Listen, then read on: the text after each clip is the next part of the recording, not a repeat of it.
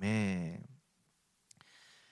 무대 뒤에 선 영웅들이라는 주제로 금요 심야 예배 우리가 드리고 있죠. 아브라함의 종이었던 엘리에셀, 또 여호수아와 함께 가나안 땅에 간 갈렙, 그리고 지난주에는 다윗의 친구 요나단. 이제 오늘은 엘리사를 섬겼던 수넴 여인에 대해서 함께 은혜를 나눠 보도록 하겠습니다. 이 수넴 여인, 이 여인은 이름이 없어요. 이름이.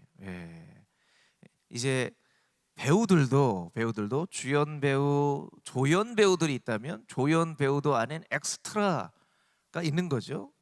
이제 지난주까지는 이름이 있었어요. 요나단, 갈렙, 엘리에셀. 근데 이제 이름이 없는 수넴 여인이에요. 그러니까 엑스트라 같은 사람이죠. 그런데 이 성경에 나와 있는 이름이 없는, 이름도 밝혀지지 않는 한 사람. 여러분, 이름이 밝혀지지 않는다는 건 얼마나 존재감이 없냐는 거예요. 근데 이 여인을 통해서도 우리가 배울 게 있다는 거죠. 배울 게 있습니다. 이 수넴이라는 이름은요, 굴곡의 땅이라는 뜻을 가지고 있어요. 굴곡의 땅. 아마 지형 지물이 이렇게 이제 굴곡이 많은 산악지대다라는 의미도 있고 역사의 의미도 있을 수 있는 것 같아요. 역사적으로 여러 가지 큰 어려움을 겪은 그런 곳, 이런 의미도 있는 것 같아요. 이사갈 지파의 성읍이었습니다. 이 지도를 잠깐 보여주시면, 갈멜산 아래 수넴이 나오죠. 그러니까 북이스라엘에 있었어요. 북이스라엘. 그 옆에는 이제 갈릴리가 있었고요. 수넴은요, 수넴은 그냥 어디 정도 있다라는 것만 아셔도 될 것 같아요. 지도를 내려주셔도 좋을 것 같고요. 수넴은 성경에 보면 딱 두 사람, 수넴과 관련된 사람 딱 두 사람 있어요. 하나는 이 다윗의 나이가 많이 들었을 때 이제 시녀일 수도 이라고 할 수도 있고 후궁이라고도 할 수 있는데, 이 아비삭이라고 하는, 이 아비삭이라고 하는 여인이 열왕기상 1장 3절에 나와요. 이 아비삭이 수넴 사람이에요. 여러분, 이제 아비삭은 별로 비중 있는 사람이 아니잖아요, 그렇죠? 근데 이 수넴 여인은 아비삭보다 더 비중이 없는, 말씀드린 것처럼 이름이 없는 엘리사를 대접했던 한 여인, 이런 거죠. 여러분은 그런 경험이 있으신지 모르겠는데요. 저는 이제 저희 아버지께서 경기도 송탄, 지금 이제 행정구역상은 평택이 되었는데 송탄이라는 곳에서 27년 이제 목회를 하시고 은퇴를 하셨는데, 그 지역은 이제 그 중고등부 연합회에서 예전에 뭐 문학의 밤 하고 막 그랬잖아요. 문학의 밤 하기도 하고, 중고등부 연합회에서 같이 이제 중학생 때는 안 그랬던 것 같은데 고등학생 때는 이렇게 모여서 이렇게 뭔가 좀 하고 그랬었던 기억이 나요. 이제 고등학생 때 이렇게 모이면 맨날 자기 교회만 있다가 이렇게 모이잖아요. 같이 모이면 이제 그때는 막 이성에 관심이 있는 그런 때여서 제가 어느 교회 누구래, 이렇게 하죠. 그리고 기도를 얼마나 뜨겁게 했는지, 기도 뜨겁게 하는 목적은 사실은 신앙적인 목적이 아니라 이제 잘 보이기 위해서 약간 기도를 뜨겁게 했던 것 같아요. 막 기도를 뜨겁게 하고, 그러면 이제 좀 알게 되잖아요. 인사를 하는 거죠. 어느 날 이제 그 굉장히 다른 친구들이 되게 마음에 들어하는 이쁜 자매가 다른 교회에 있었어요. 있었는데 이렇게 이제 인사를 하잖아요. 근데 이제 인사를 하는데 물어보는 거예요. 네가 안광국이구나. 내 이름 알아? 알지. 그러는 거예요. 이거 저만 막 그런가요? 너 누구구나 하는 거예요. 그냥 거기에 있는 애들은 그냥 모여 있는 애들인데 그 이름을 알더라고요. 그럼 막 내가 굉장히 존재감 있는 것 같고 막 그랬던 기억이, 왜 그런 기억이 났는지 모르겠지만 이 설교를 준비하면서 이름을 아는 게 이렇게 좀 중요하구나. 이 설교 초반에 이렇게 3000% 빠지면 안 되는데 여러분. 이렇게 이름을 아는 거, 여러분, 이름을 아는 건 굉장히 이제 중요합니다. 굉장히 중요해요. 그런데 이 여인은 이름을 모르는 한 사람이었다라는 거예요. 그런데 이 여인이 굉장히 아주 중요한 이 성품과 신앙적인 어떤 그런 모습들이 있었어요. 우리 읽은 말씀 8절 말씀을 우리 같이 한번 읽어보도록 하겠습니다. 8절 말씀 함께 읽겠습니다. 시작. 하루는 엘리사가 수넴에 이르렀더니 거기서 한 귀한 여인이 그를 간권하여 음식을 먹게 하였으므로 엘리사가 그곳을 지날 때마다 음식을 먹으러 그리로 들어갔더라. 9절까지 읽어볼까요? 9절 시작.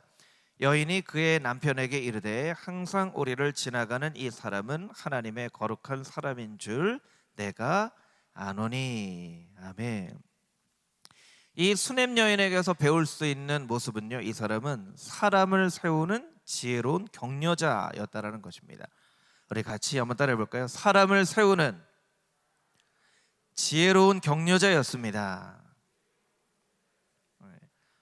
여러분 8절 말씀을 보면요, 8절 말씀을 보면 엘리사가 선지자의 그런 역할을 하면서 여러 곳을 다니는데 이 수넴이라는 곳에 들어갈 때 이 여인이 지나가는 엘리사에게 간권하여서 음식을 좀 먹으십시오, 음식을 먹고 좀 쉬었다 가십시오 라고 했다라는 거예요. 했는데 그래서 이 엘리사가 이곳에 들러서 늘 음식을 먹고 쉬었다 갔다라는 거예요. 근데 9절 말씀에 보면 이 여인이 남편에게 말합니다. 여보, 그 왜 늘 들렸다가는 그 사람 있죠, 그 사람이 내가 보니까 하나님의 거룩한 사람인 것 같아요, 이렇게 얘기를 하는 거예요. 그러니까 하나님의 거룩한 사람이라는 걸 알고 대접한 게 아니고 이스라엘 백성들 가운데는 그저 나그네를 대접하는 그런 어떻게 보면 의무가 있었죠. 나그네를 늘 대접을 해야 되는 거예요. 그런 나그네를 대접을 하다 보니까 이 사람이 우리가 생각했던 그냥 평범한 나그네가 아니라 하나님의 거룩한 사람이라는 것을 깨달아 알은 거예요. 근데 어떻게 얘기를 합니까? 이 남편은 그것을 깨달아 알지 못했죠. 수넴 여인은 깨달아 알았어요. 그런데 남편에게 이야기합니다. 이 거룩한 사람인 줄 압니다. 우리가 그를 위하여 작은 방을 준비합시다. 그런데 10절 말씀에 보면요, 남아있는 방을 준 게 아니에요. 남아있는 방을 준 것이 아니고 방을 하나 만듭시다, 이렇게 했던 거예요. 만듭시다. 담 위에 그 방을 만듭니다. 그리고 침상과 책상과 의자와 촛대를 두어서 올 때마다 거기에 머물게 합시다 라고 이 남편에게 이야기를 하는 거예요. 여러분, 우리가 잘 아는 것처럼 이스라엘은 우리나라보다도 훨씬 더 남성 중심적인 가부장적인 그런 사회였어요. 그러니까 굉장히 여성의 어떤 그런 지위나 역할이 그렇게 중요하지 않은 그런 사회였죠. 이 거룩한 사람이라는 것을 깨달아 안 이 수넴 여인이 남편에게 이렇게 조언을 합니다. 남편을 조언을 해요. 그래서 이 사람을 쉬어갈 수 있도록 합시다. 그래서 깨달은 것은 여인인데 9절 말씀에 보면 우리가 이 지나가는 사람, 거룩한 사람을 위하여 방을 만듭시다 라고 우리가 이 일을 하게끔 만든다는 거예요. 이 수넴 여인은요, 엘리사를 섬기고 엘리사를 격려하기 전에 먼저 남편을 세워주는 지혜로운 격려자였다라는 거예요. 부부는 늘 보폭을 같이 해서 걸어가야 되죠. 남편이 앞장서서 가거나 여성이 앞질러 가거나 아내가 앞질러 가거나 하면 안 되고 이렇게 늘 보폭을 맞춰서 가야 돼요. 서로를 높여줘야 돼요. 우리나라는 굉장히 이제 말씀드린 것처럼 유교적인 문화에 있기 때문에 굉장히 겸손이라는 것을 굉장히 중요한 덕목으로 삼죠. 그래서 겸손하게 보이기 위해서 사실은 나 자신이나 아내나 남편이나 혹은 자식을 깎아내릴 때가 있어요. 자녀가 무언가를 잘 합니다. 그런데 겸손한 모습을 하려고 아유, 아무것도 못하는 애요, 그렇게 얘기를 한단 말이에요. 예전에 이제 어르신들은요. 예. 아내가 굉장히 귀한데 아내를 존중해주지 않고 아내를 이렇게 깎아내리는 그런 얘기를 해요. 그런데 그건 정말 아내를 깎아내리는 게 아니라 겸손하게 보여야 된다는 어떤 사회적인 그런 통념이 있기 때문에 이제 그런 문화 가운데 우리가 살고 있어서 어떻게 보면 굉장히 자녀를 칭찬하고 아내나 남편을 이렇게 높여야 되는데 아내 자랑하는 남편을 팔불출이라고 이야기를 하는 그런 문화 가운데 있다라는 거예요. 그런 문화 가운데 지금은 뭐 많이 시대가 바뀌긴 했지만 그런 문화 가운데 있기 때문에 어떻게 보면 서로를 지혜롭게 격려하는 것들을 우리가 잘 배우지 못하는 그런 문화 가운데 살았어요. 잘 배우지 못했기 때문에 잘 올려드려야 되는데, 잘 높여줘야 되는데 잘 높여주지 못한 거죠. 이 여인은 남편을 잘 세워주는 지혜로운 격려자의 그런 모습을 했다라는 거예요. 이 8절 말씀에 보면, 우리 8절 자막으로 한번 보여주시면, 이 수냄 여인, 이름도 없는 이 수냄 여인에게 붙는 수식어가 하나 있습니다. 귀한 여인이라고 되어 있죠. 귀한 여인. 이 귀한 여인이라는 말은 히브리어로 보면 가돌이라는 말입니다. 가돌. 중요하다, 고귀하다 이런 뜻을 가지고 있어요. 그래서 어느 번역 성경에 보면 부유한으로 번역이 되어져 있기도 합니다. 부유한, 뭐 맞는 의미일 수도 있어요. 그런데 신앙생활을 하기 굉장히 척박한 환경 가운데 있었던 북이스라엘에 살고 있었던 이 한 여인, 수냄 여인이 이 하나님의 사람 엘리야를 알아보고 엘리야를 섬겼던 것을 놓고 볼 때 이것은 부유한이라는 이름도 가지고 있지만 고귀한 믿음을 가진 이런 의미로도 해석을 할 수 있는 거예요. 뿐만 아니라 이 여인은 남편을 잘 세워주는, 이 돕는 배필이라고 할 때의 이 돕다라고는 에젤이라고 하잖아요. 에젤은 도와주는 사람이에요. 여러분 한번 생각해 볼까요? 여러분 힘이 약한 사람이 도와주기가 쉽나요? 아니면 힘이 강한 사람이 도와주기가 쉽나요? 힘이 강한 사람이 도와주기가 쉽죠. 힘이 약한 사람이 도와줄게 하면 아이고 뭘 도와줘, 도움도 안 되겠구만 이렇게 하잖아요. 이 힘이 센 사람이 도와주겠다 그러면 도와주세요.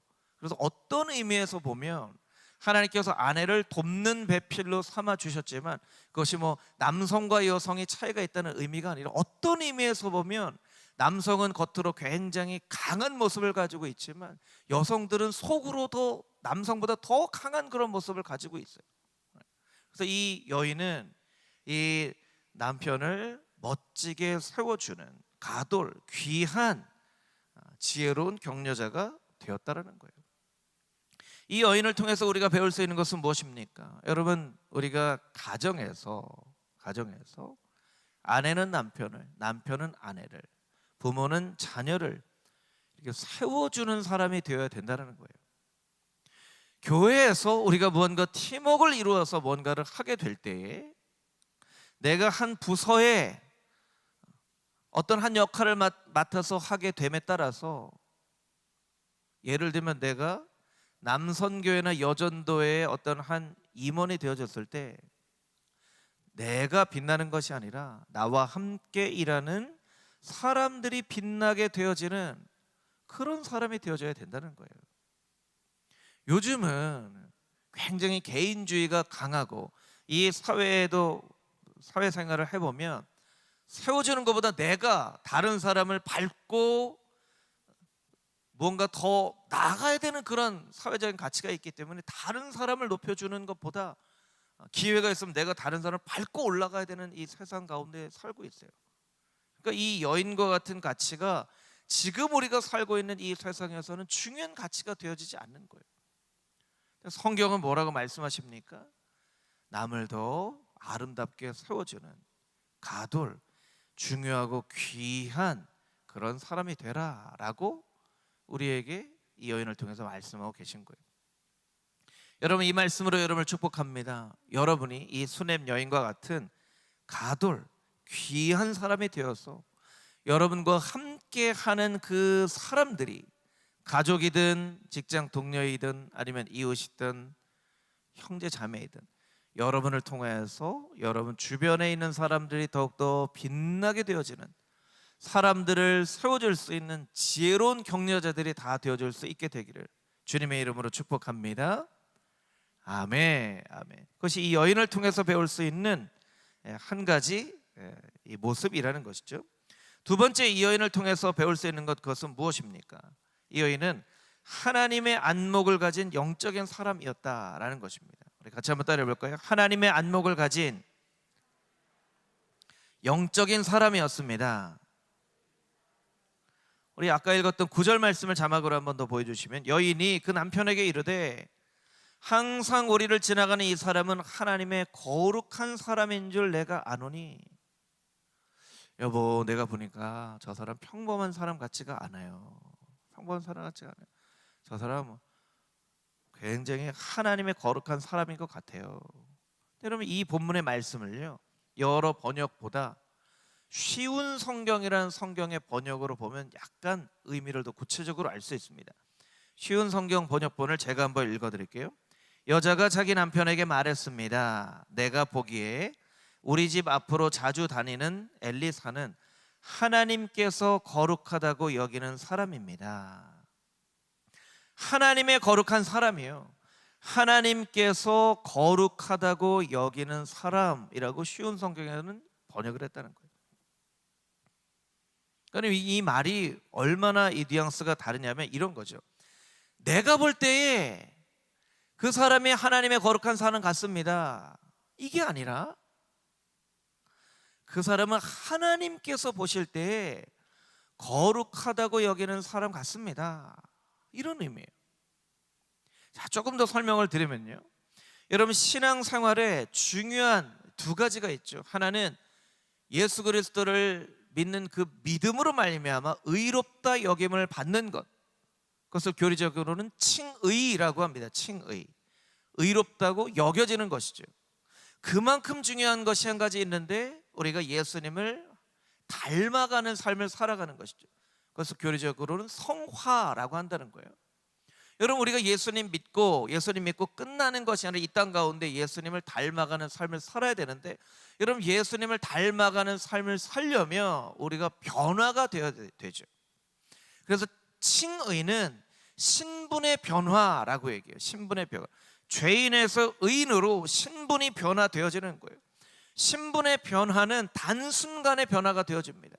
어제까지만 해도 예수님을 알지 못했던 사람이 오늘 예수님을 알고 눈물을 흘리며 회개하였을 때 신분이 한순간에 변화되어지는 것이죠. 근데 성품의 변화는 시간이 많이 걸려요. 단순간에 이루어지는 게 아니에요. 오랜 시간 동안 말씀을 읽고 기도하고 교회 공동체 안에서 서로의 모습을 보면서 섬기고 봉사하면서 성품에 이렇게 변화가 되어지는 것이죠. 그것이 바로 성화. 성화는 성품의 변화예요. 근데 여러분, 신분의 변화나 성품의 변화나 다 변화가 되는 거잖아요. 변화가 되어야 돼요. 여러분, 여러분의 인생을 10년 전, 20년 전, 30년 전과 비교해 봤을 때 많이 변화가 되어 있을 거예요. 많이 변화가 되어 있을 거예요. 근데 여러분, 변화라는 것을 놓고 볼 때 내가 바뀌기를 원하는 것, 보통 우리는 그렇게 생각한다는 거예요. 하나님, 금호중앙교회가 변화되게 하여 주시옵소서 하면 내가 어떻게 변화되어지고 싶은 어떤 그림을 가지고 이 그림처럼 변화됐으면 좋겠다. 예전에 어떤 교회에서 봤던 모습, 어떤 책에서 읽었던 모습, 이렇게 변화되면 좋겠다. 이게 내가 생각하는 변화의 모습이에요. 자녀들이 변화됐으면 좋겠다라고 기도할 때 이 내가 변화되어졌으면 좋겠다는 계획을 가지고 기도한다는 거예요. 근데 여러분, 우리가 생각하는 변화는 내가 생각하는 변화가 아니라 하나님께서는 과연 어떤 변화가 일어나기를 원하시는가 하는 모습의 변화를 우리가 마음속에 품고 있어야 돼요. 이것은 굉장히 다릅니다. 내가 원하는 방향대로 우리 자녀가 변화되기를 원해요. 하나님, 우리 자녀 이렇게 변화됐으면 좋겠어요. 이렇게 좀 바뀌었으면 좋겠어요. 여러분, 그 기도를 조금 바꿔서, 하나님, 하나님께서 우리의 자녀들을 바라보실 때 어떻게 변화되기를 하나님께서 원하시는지 그것을 나에게 좀 알게 해주시고, 그 하나님께서 변화되기를 원하시는 그 모습을 위해서 내가 오늘부터 기도하기를 원합니다. 그렇게 우리가 기도를 해야 되는 거예요. 변화의 주체는 내가 돼서는 안 됩니다. 하나님이 돼야 돼요. 하나님이 돼야 돼요. 여러분, 금호중앙교회가 변화되기를 원합니다라고 기도하셨던 분들은요, 오늘부터 우리 기도의 방향을 조금 바꿔야 돼요. 하나님, 과연 하나님께서 어떤 변화가 일어나는 것을 원하시나요?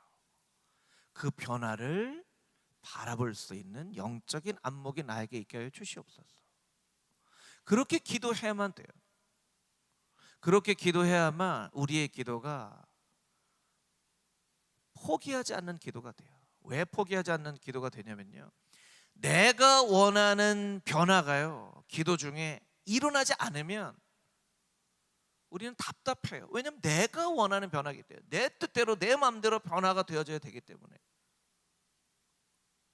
하나님, 내 뜻대로 왜 변화가 안 되는 거예요? 그래서 우리가 자꾸 기도를 하다가 포기하게 되는 거예요. 하나님께서 원하시는 변화 된다면 내가 그 변화를 위해서 열심히 기도할 수 있는 거예요. 열심히 기도할 수 있는 거예요. 여러분, 이 수냄 여인은요, 어떤 사람이냐면, 내가 볼 때 이 사람이 거룩한 사람이구나, 이게 아니에요. 하나님께서 이 사람을 굉장히 거룩하다고 여기시는구나, 하나님이 거룩하다고 여기시는 사람이구나, 하나님이 거룩하다고 여기시는데 내가 이 사람을 잘 섬기지 않을 수 있겠는가. 이 여인의 생각이 그런 생각이에요. 우리 어린 자녀들, 유아유치부, 아동부, 청소년부, 청년부 자녀들 보면요, 여러분, 어린 자녀들의 특징은 아직 미성숙한 거죠. 미성숙해요. 어떤 경우에 보면 굉장히 미성숙하고, 어떤 경우에는 아이고, 제가 이제 우리 아이들 보면서 가끔 그런 생각 했었거든요. 아이고, 정말 저렇게 미성숙한데 어떻게 커서 정말 사람 구실이나 할 수 있을까? 여러분들 아마 자녀들 키우면서 그런 생각들을 해보셨어요. 그런데 어느 순간 쑥 커서 첫째가 대학생이 되고요, 이제 둘째가 고3인데 이제 대학 갈 나이가 됐어요. 이제 막내도 아주 어리게만 했는데 이제 초등학교 2학년이 됐어요. 내가 바라볼 때 이 생각이 아니라 하나님이 바라보실 때 이 자녀들을 어떻게 바라보시는가, 그 생각을 가지고 있어야 돼요. 우리가 너무나 내 생각으로만 우리 자녀들을 보면 안 되고요, 우리 금호중앙교회 교육부를 바라보면 안 돼요. 하나님께서 거룩하게 여기시는 자녀로 우리가 여겨야 된다라는 거예요. 여러분, 요셉이 꿈을 꿨을 때 형제들은 요셉의 꿈을 꿨다는 것만으로 화를 냈죠. 화를 냈어요. 야곱은 그 꿈을 마음에 두었다라고 이야기를 하고 있어요. 모세가 태어났을 때 다른 아이들처럼 똑같은 아이들처럼 보였겠죠. 이제 태어난 지 얼마 안 된 아이가 이쁘면 얼마나 이쁘겠습니까? 아이들은 이제 커가면서 이쁘는 거죠. 태어난 지 얼마 안 된 아이가 그렇게 이쁘지 않잖아요, 사실은. 그런데 모세의 얼굴이 아름답게 빛났다, 준수했다라고 그 부모가 이야기를 하고 있는 거예요. 그래서 왜 그렇습니까? 하나님의 관점으로 하나님의 안목으로 봤기 때문에 그 모세가 그렇게 아름답게 보였던 거예요. 오늘 이 여인의 모습을 통해서 우리가 깨닫고, 나 자신의 기도의 제목으로 늘 기도해야 될 기도의 제목은 하나님의 눈으로, 하나님의 안목으로 바라보는 거룩한 영적인 사람이 되게 하여 주시옵소서. 혹시 우리의 기도가 돼야 돼요. 우리가 세상을 바라볼 때요, 세상에 얼마나 더럽고 추악한 일들이 많습니까? 세상에 더럽고 추악한 일들이 너무너무나 많아요. 요한복음 3장 16절은 우리에게 뭐라고 얘기하시죠? 하나님이 세상을 이처럼 사랑하사. 우리가 바라볼 땐 너무나 추악하고 더러운 세상인데 하나님은 그 세상을 사랑하신다고 말씀하시는 거예요. 더럽고 추악한 우리를 사랑하셔서 예수님을 알게 하시고 새 생명을 얻게 하셨던 것처럼 이 세상을 바라보시면서 사랑하신대요. 그럼 우리는 세상을 어떻게 해야 되겠습니까? 우리도 사랑해야 되는 거예요. 더럽고 추악한 모습이 있지만 손가락질 하면서 입을 하는 그런 모습이 이 세상에 있지만 그것으로 끝나면 안 되고, 저런 세상을 하나님께서 사랑하셨으니 나도 하나님의 안목을 가지고 이 세상을 사랑할 수 있게 하여 주시옵소서. 이렇게 기도해야 되는 거예요. 여러분, 금호중앙교회 모든 성도들이 하나님의 안목, 하나님의 시선을 가지고 사람을 바라보고 세상을 바라볼 수 있는 영적인 사람들이 되어줄 수 있게 되기를 주님의 이름으로 축복합니다. 할렐루야, 아멘. 우리 11절에서 13절까지 있는 말씀을 같이 한번 다시 읽어보겠습니다. 11절에서 13절 함께 읽겠습니다. 하루는 엘리사가 거기에 이르러 그 방에 들어가 누웠더니 자기 사환 게하시에게 이르되 이 수냄 여인을 불러오라 하니 곧 여인을 부르매 여인이 그 앞에 선지라. 엘리사가 자기 사환에게 이르되 너는 그에게 이르라. 내가 이같이 우리를 위하여 세심한 배려를 하는도다. 내가 너를 위하여 무엇을 하랴. 왕에게나 사령관에게 무슨 구할 것이 있느냐 하니 여인이 이르되 나는 내 백성 중에 거주하나이다 하니라. 아멘. 이 수냄 여인에게서 배울 수 있는 세 번째 성품은 세심한 배려로 사람을 감동시키는 사람이었다라는 것입니다. 같이 한번 따라 보겠습니다. 세심한 배려로 사람을 감동시키는 사람이었습니다.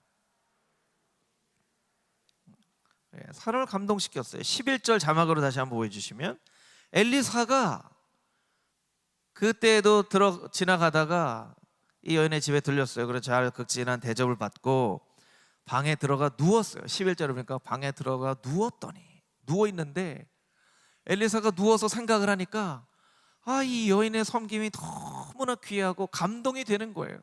감동이 되는 거예요. 자다가 누웠다가 그종 게하시를 부릅니다. 게하시를 불러요.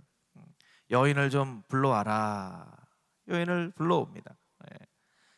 그래서 이야기를 합니다. 13절 말씀인데요. 13절 자막으로 보여주시면 제가 한번 읽겠습니다.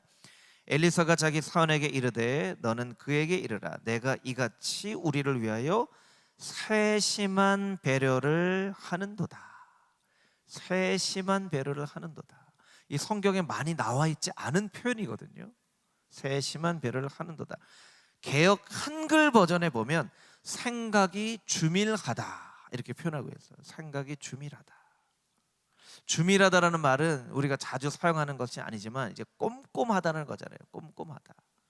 생각이 꼼꼼한 거예요. 그러니까 이 여인이 그냥 나그네를 그냥 이렇게 그냥 의무기 때문에 한 게 아니라 아주 세심한 마음으로 배려를 한 거예요. 세심한 마음으로.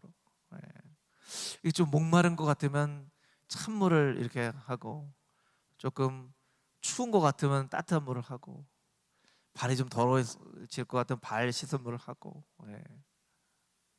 이 식당 같은 데 가보면 센스 있는 종업원들이 있는 식당이 있어요. 그러면 뭐 이렇게 딱 얘기만 해도 딱 와서 서비스를 해주는 그런 식당이죠. 그러면 똑같은 음식인데 우리가 뭐라고 얘기하냐면 이 식당 밥맛 좋네. 아주 밥맛 좋네. 밥맛은 사실은 똑같아요. 센스 있게 섬기면 밥맛이 좋아지죠.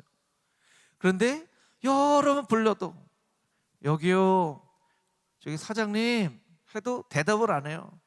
그리고 물어보면 그거 지금 안 돼요 이렇게 하면 뭐라고 얘기하죠? 참 밥맛이 떨어지네. 밥은 사실은 죄가 없어요. 밥은.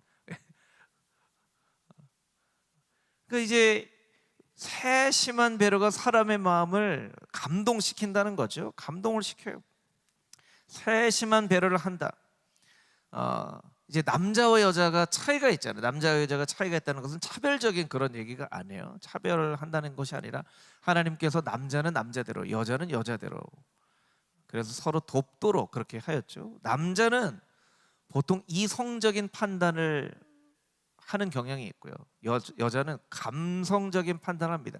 여러분, 그렇다고 뭐 여자가 이성적이 않다는 뜻 아닙니다. 남자가 감성적이지 않다는 뜻 아니에요. 잘 이해를 하세요. 예. 그래서 남자는 보통 해결책을 제시하죠. 뭔가 얘기를 들으면 그거 이렇게 해서 이렇게 해결하면 되겠네, 이렇게 해결책을 제시하죠. 여성은요, 이제 공감을 합니다. 아이고, 얼마나 힘들었을까. 똑같은 문제를 가지고도 여자는 공감을 하는데 남자는 해결책을 찾죠. 이게 부부싸움을 하는 주된 원인이 되기도 하는데요. 예. 그래서 남자들은 더 합리적인 판단을 합니다. 현실적인 판단을 해요. 근데 여자는 배려하는 판단을 하죠. 상대방을 배려하는 판단 합니다. 그래서 이 여인이 이런 배려하는 판단을 했어요. 사실 엘리사는요, 능력의 사람이었죠. 왕들을 떨게 만드는 그런 능력의 사람이었어요. 능력의 사람이었지만 세상적으로 보면 엘리사는 뭔가를 가진 게 많은 그런 사람이 아니었어요. 그리고 늘 하나님의 사람들이 가지고 있었던 그런 외로움들이 있었어요. 외로움. 여러분, 하나님의 사람들은요, 늘 외로움과 싸우는 사람들이에요. 엘리사의 스승이었던 엘리야는 850명의 바알과 아세라 선지자와 갈멜산의 전투에서 싸워서 큰 승리를 이루고 난 다음에도 이세벨의 한마디에 자기의 마음이 무너져서 도망가죠. 그리고 하나님께 죽기를 간구합니다. 그런데 그 엘리야의 하나님을 향한 죽기를 간구하는 고백에 보면 어떤 말이 나오냐면, 하나님, 이스라엘에 나 혼자 남았어요. 나 혼자 남았어요. 아무도 없이 나 혼자 남았어요. 이건 엘리야가 이세벨과의 싸움에서 진 게 아니고요, 외로움에서 싸움에서 진 거예요. 850명의 바알과 아세라 선지자와는 싸워서 이겼는데 엘리야는 외로움과의 싸움에서 졌어요. 사도 바울도 마찬가지인데요. 디모데후서 1장 말씀에 보면 어떤 말씀이 있냐면, 아시아에 있는 모든 사람들이 나를 버렸다. 디모데후서 1장 15절 말씀을 보면 아시아에 있는 모든 사람들이 나를 버렸다. 실제로 아시아에 있는 모든 사람들이 사도 바울을 버린 게 아니에요. 혼자 남은 것 같이 느껴졌다는 거예요. 영적인 지도자들은 늘 외로움과 싸웁니다. 그것을 이 여인이 알았던 거죠. 그래서 어떻게 하면 이 하나님의 사람을 잘 섬길 수 있을까 했다는 거예요. 여러분, 우리의 삶 가운데서도요, 배려하는 말, 배려하는 행동이 그 사람의 마음을 감동시키는 거예요. 이 여인이 진수성찬을 만들어줬기 때문에 엘리사가 감동을 받은 것이 아니라 이 여인의 마음 가운데 있었던 그 세심한 배려가 엘리사를 감동시켰던 거예요. 얼마나 감동시켰어요? 자다가 벌떡 일어나도록 감동을 시켰어요. 자다가 벌떡 일어나도록. 엘리사가 누웠어요. 이제 잠자야지 하는데 생각을 해보니까 이 여인의 배려가 너무나 감동이 되는 거예요. 그러니까 자려고 하다가 일어나서, 야, 게하시, 그 여인을 좀 불러와라. 너 뭐 필요한 거 있니? 뭐 필요한 거 있니? 뭐 필요한 거 있으면 얘기해봐. 사실은 하나님은 필요하신 게 아무것도 없지만, 여러분, 하나님께 필요한 게 뭐가 있습니까?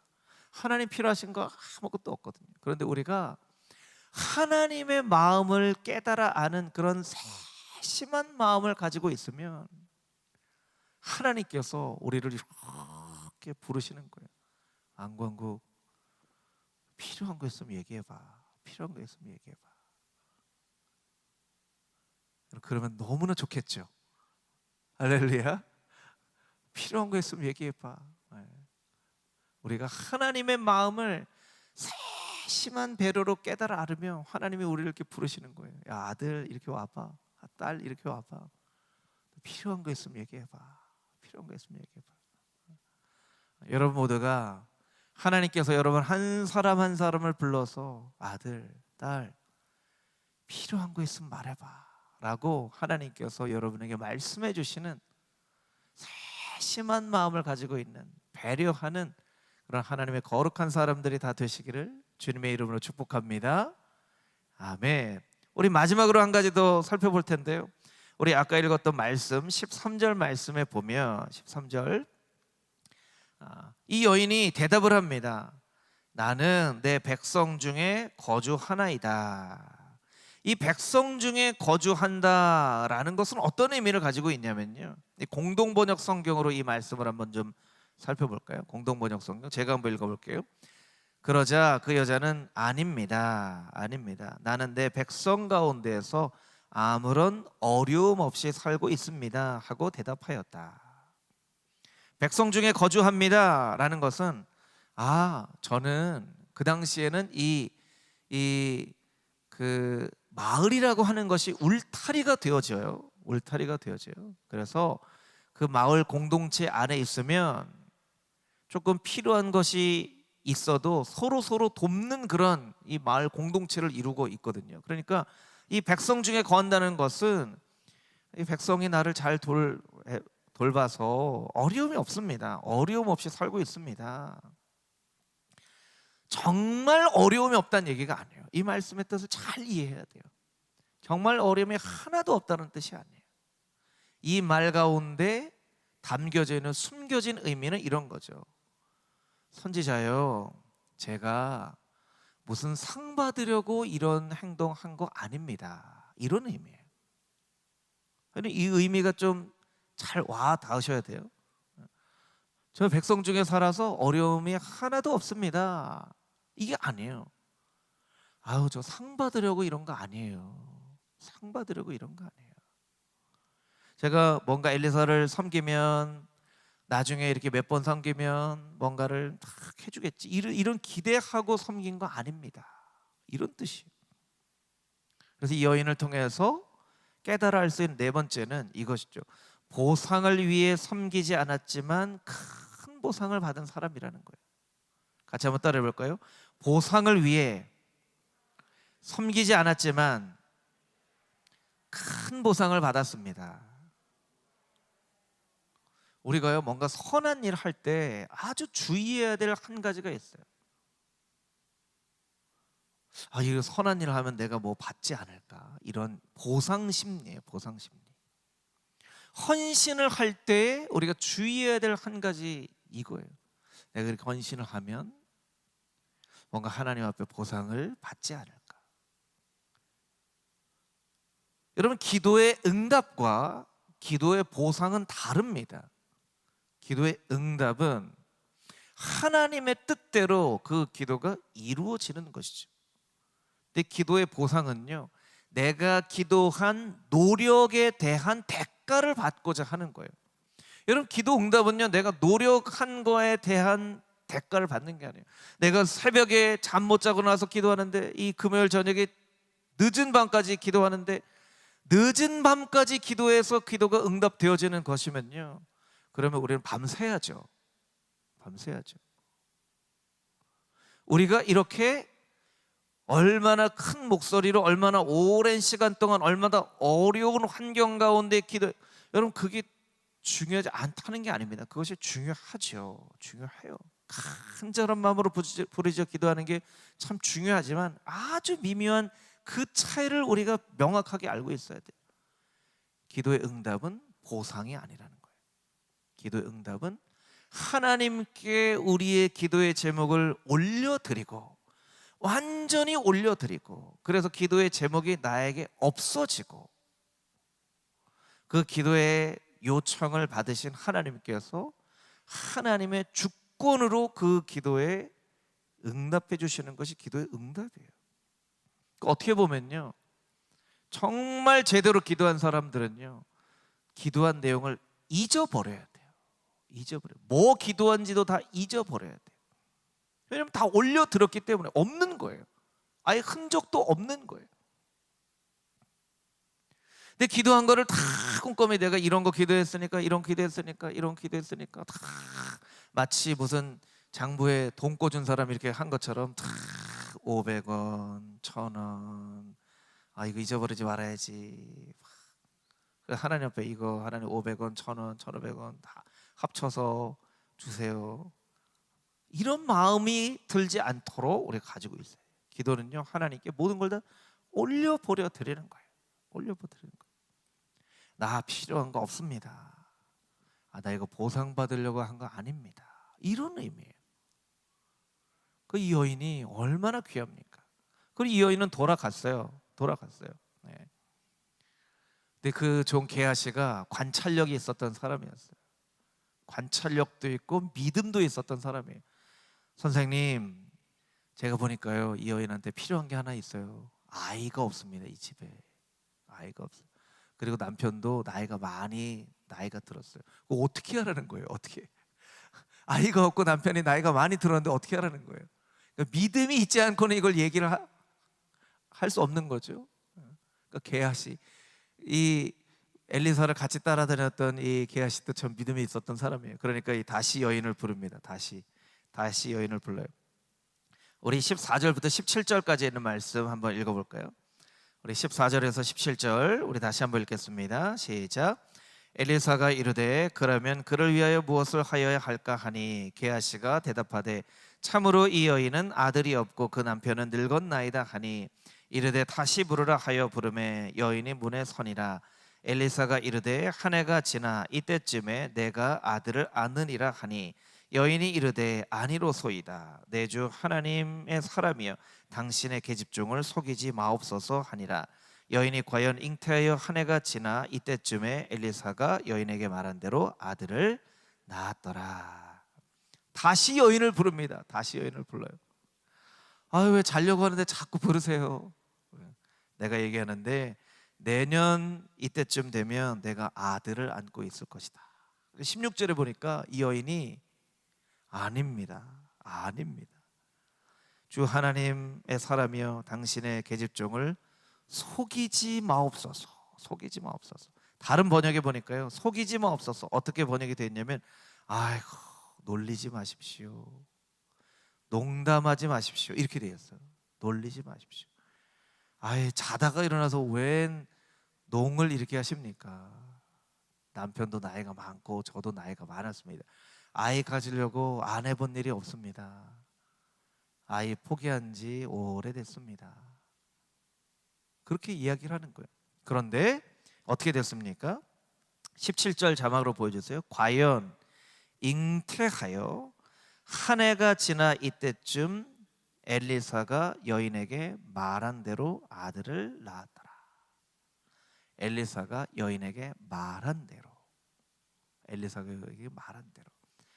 하나님의 말씀대로 아들을 낳습니다. 여러분, 우리의 삶 가운데 모든 일들은 다 하나님의 말씀대로 되는 줄 믿습니다. 할렐루야. 말씀대로 됐어요. 뿐만 아니라 이 낳은 아이가 다 컸을 때 머리가 아파 죽게 되었죠. 죽게 되었을 때 엘리사가 와서 이 아이를 살려줍니다. 그래서 하나님의 놀라운 영광을 체험합니다. 또 그로 인해 이후로 한참 지난 후에 열왕기하 8장에 보면 그 땅에 기근이 들어요. 기근이 드는데 엘리사가 이 여인을 부릅니다. 이 땅에 기근이 들 거야. 그러니까 다른 것으로 좀 피신해. 기근이 들 걸 알려줘요. 7년 동안 블레셋에서 삽니다. 블레셋에서 살다가 자기 집에 돌아왔더니 자기가 살던 땅과 그곳을 다 다른 사람들이 가져가 버렸어. 근데 그 여인에게 땅을 다시 되찾아 줍니다. 이 여인은 보상을 바라고 선지자를 섬긴 것은 아닌데 아들을 주시죠.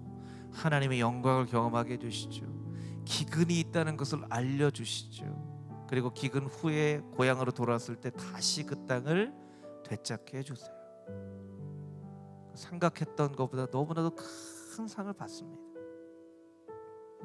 여러분, 선한 사마리아인의 비유에 보면 선한 사마리아인은 보상받으라고 선한 일을 행한 것 아니었습니다.